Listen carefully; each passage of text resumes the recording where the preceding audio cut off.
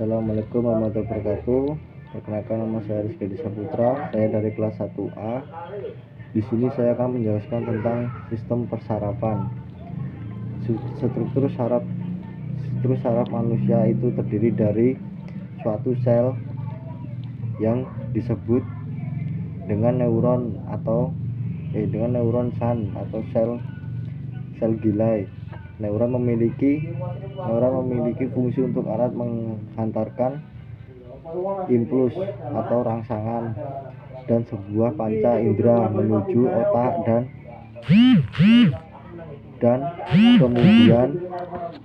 kemudian hasil dari sebuah tanggapan otak akan dikirim menunjukkan otot. Sedangkan sel gilai memiliki fungsi untuk memberikan nutrisi pada neuron.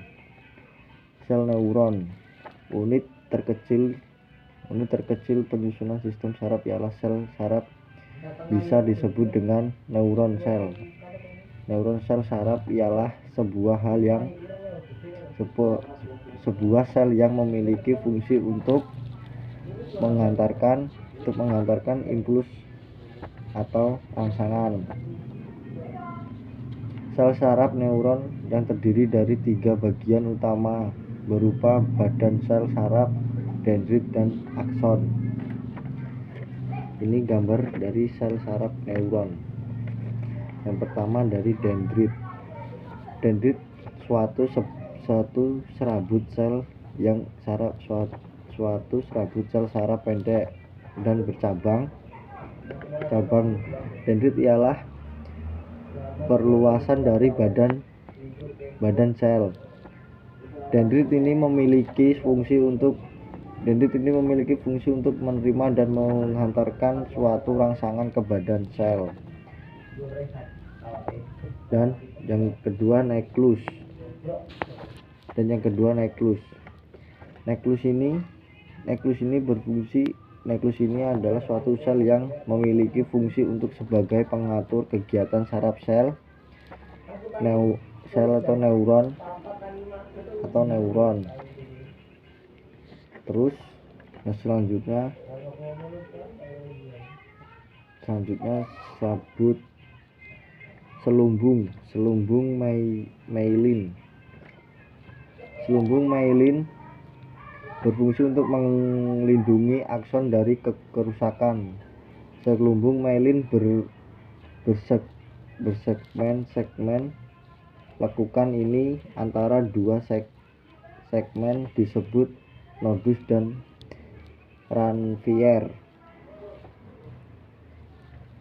Dan kemudian nodus Ranvier memiliki fungsi untuk mempercepat transmisi impuls saraf.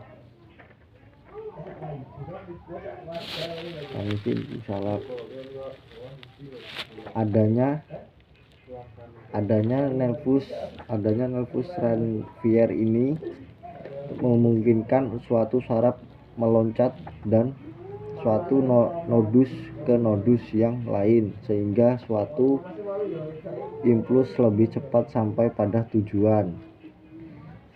Kemudian sinapsi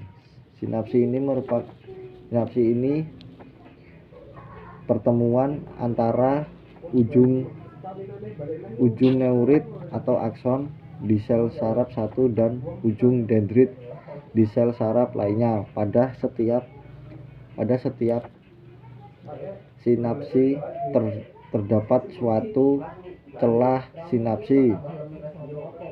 Pada bagian ujung akson terdapat suatu kantong yang disebut neurotransmitter. Neurotransmitter dapat berupa asetilkolin dan kolinesterase yang memiliki fungsi untuk dalam menyampaikan impuls saraf pada sinapsi. Dan kemudian sel gilal. Sel gilal ini memiliki fungsi antara untuk memberi suatu nutrisi pada sel saraf macam-macam neutralian, diantaranya yaitu astrosit, oligodendrosit, mikroglia, dan mikroglia.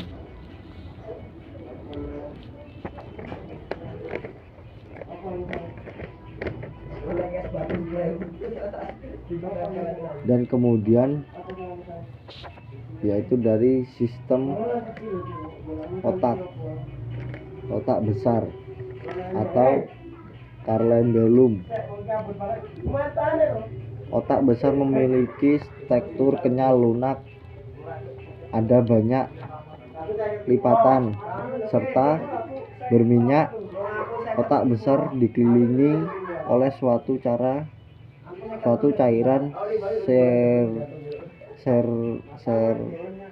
cerebrospinal yang memiliki fungsi untuk memberi makanan otak dan melindungi otak dari suatu goncangan. Di dalam sebuah otak besar didapati banyak pembuluhan darah yang berfungsi untuk memasuk oksigen ke sebuah otak besar.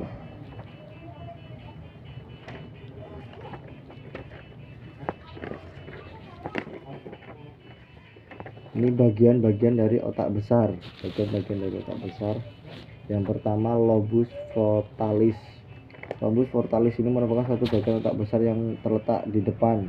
Lobus frontalis ini berfungsi untuk mengatur kegiatan motorik atau gerakan secara sadar, kemampuan berbicara, kemampuan berpikir, pemecah masalah, dan emosi. Yang kedua, lobus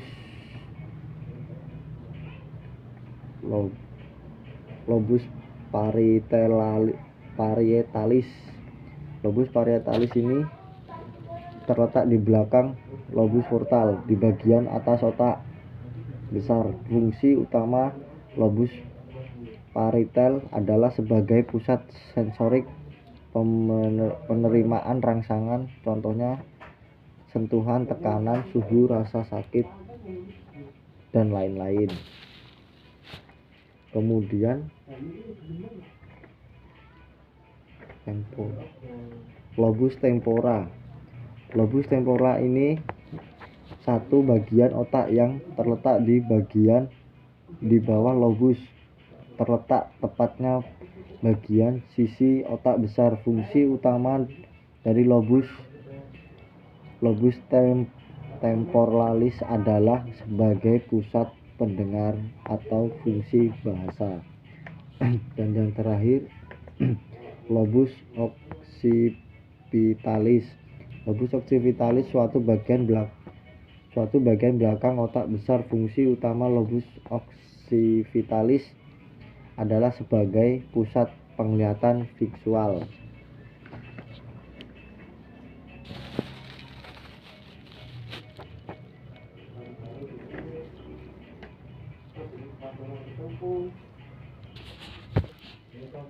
Yang kemudian otak kecil atau cerebellum. Cerebellum ini adalah otak kecil, terletak di sebuah bagian belakang kepala dan di dekat leher. Otak kecil fungsi utamanya yakni untuk mengatur pusat koordinasi suatu gerakan otot yang terjadi secara sadar, keseimbangan dan posisi tubuh jika terjadi suatu rangsangan yang membahayakan. Gerakan sadar yang normal tidak mungkin bisa dilaksanakan otak kecil ialah suatu pusat keseimbangan. Apabila terjadi suatu gangguan atau kerusakan pada otak kecil, maka semua gerakan otak tidak bisa dikoordinasi. Dan yang kemudian yang terakhir adalah sumsum tulang belakang atau medula spinalis. Sumsum tulang belakang atau bisa disebut medula spinalis yang berada di dalam sebuah yang berada dalam sebuah tulang belakang. Sumsum tulang belakang dibagi menjadi dua lapisan. Yang pertama lapisan luar yang berwarna putih dan juga kedua lapisan dalam yang berwarna kelabu. Sumsum tulang belakang telah dilindungi oleh tulang belakang atau tulang punggung yang keras. Tulang punggung terdiri dari 33 ruas, memiliki fungsi utama yaitu sebagai pusat gerak rileks. Di dalam sebuah sumsum tulang belakang terdapat sebuah saraf sensorik. Sebuah saraf sensorik, motorik, dan saraf penghubung fungsi, dan saraf-saraf tersebut memiliki fungsinya masing-masing sebagai suatu penghantar impuls dari sebuah otak dan ke otak. Sumsum tulang belakang mempunyai fungsi sangat penting dalam tubuh. Fungsi tersebut ialah menghubungkan suatu impuls dari saraf sensorik ke otak dan sebaliknya untuk menghubungkan suatu impuls dan sebuah otak ke saraf motorik yang akan menjadi jalur terpendek pada gerak rileks. Sekian penjelasan dari kami. Bila ada tutur kata yang salah, saya ucapkan mohon maaf. Saya ucapkan terima kasih. Assalamualaikum warahmatullahi wabarakatuh.